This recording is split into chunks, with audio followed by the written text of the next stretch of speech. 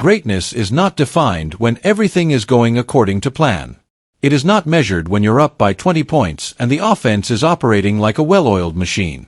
No, true greatness reveals itself in the darkest moments of a basketball game.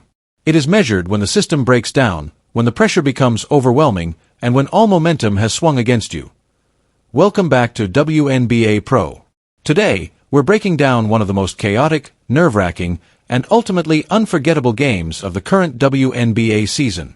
We're examining the anatomy of a complete Indiana Fever meltdown, followed by one of the coldest, season-defining shots you'll ever see in professional basketball.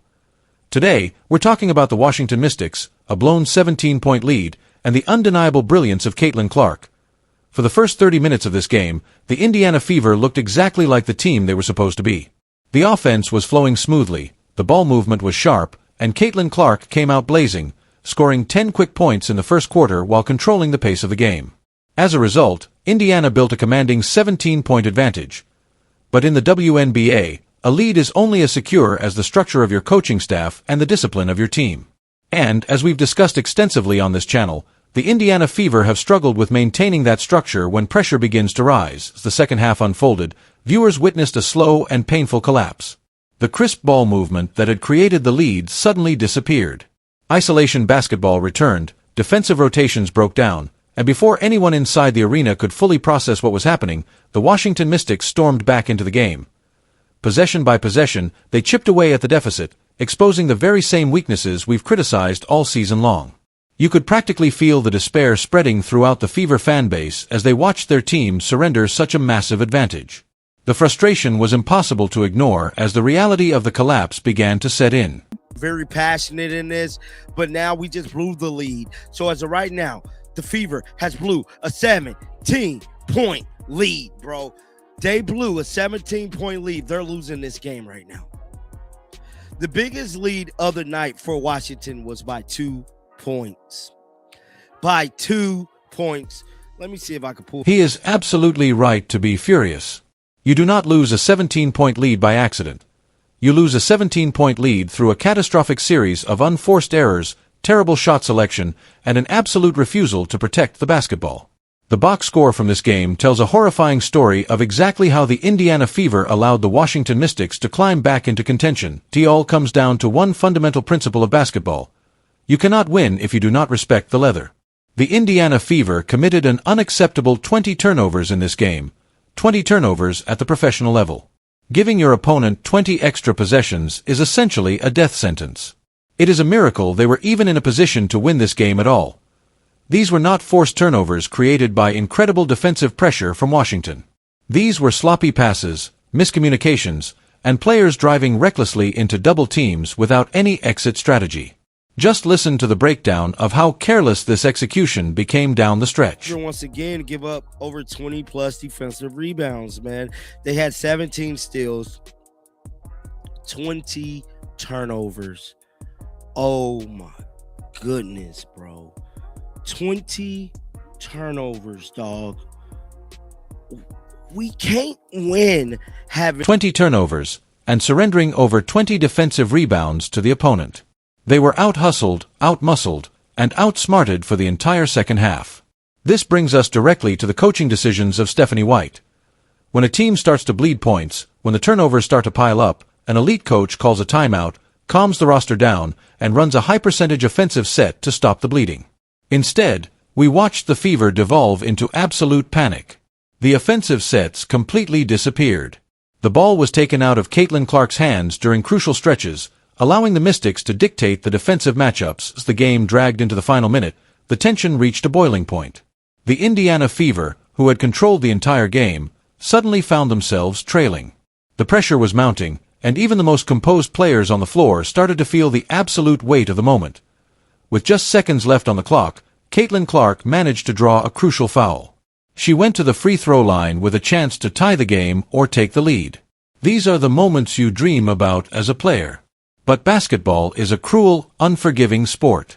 Sometimes the legs are heavy, sometimes the mechanics fail. Watch what happened in this agonizing sequence at the charity stripe. Jalen missed the first one.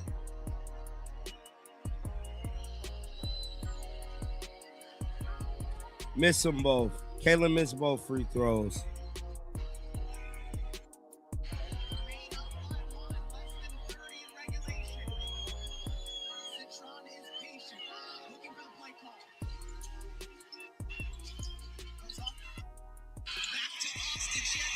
Oh, let's go, Lexi!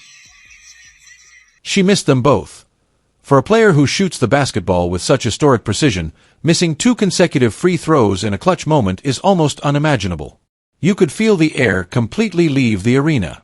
For 99% of basketball players, missing those free throws would have been the end of their night mentally. They would hang their heads, their confidence would shatter, and the game would be over. But this is exactly what separates good players from generational superstars. A superstar has a short memory. A superstar understands that the next possession is an entirely new universe. The final minute of this game turned into an absolute chaotic scramble. The Fever defense managed to put together a desperate stop. They forced a turnover, pushed the ball up the floor, and fought for every single inch of hardwood. But the Mystics stood their ground. With exactly 4.3 seconds remaining on the game clock, the Indiana Fever found themselves trailing 76-75.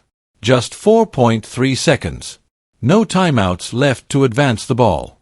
Their backs were completely against the wall. This is the exact scenario where legends are forged.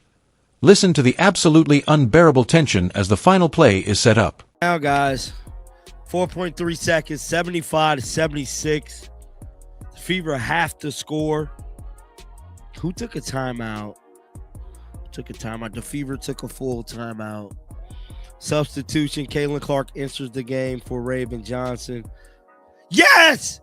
Yes, 78-76. 4.3 seconds.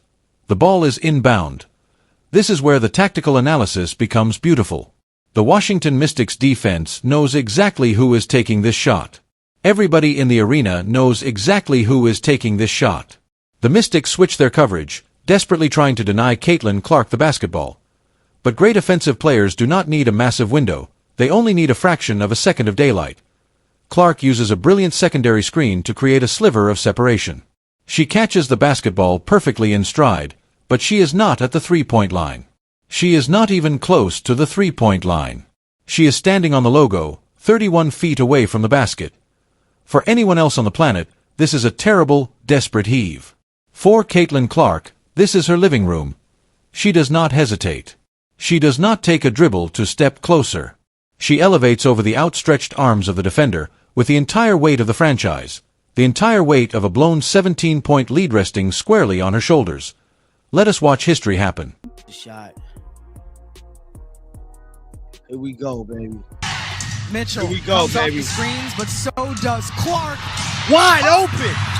And in! Wide open, DC! Timely. Mitchell here. Wide open, baby! Off of Boston at Hall. Mitchell comes off the screens, but so does Clark. Up and in! Wide open and in.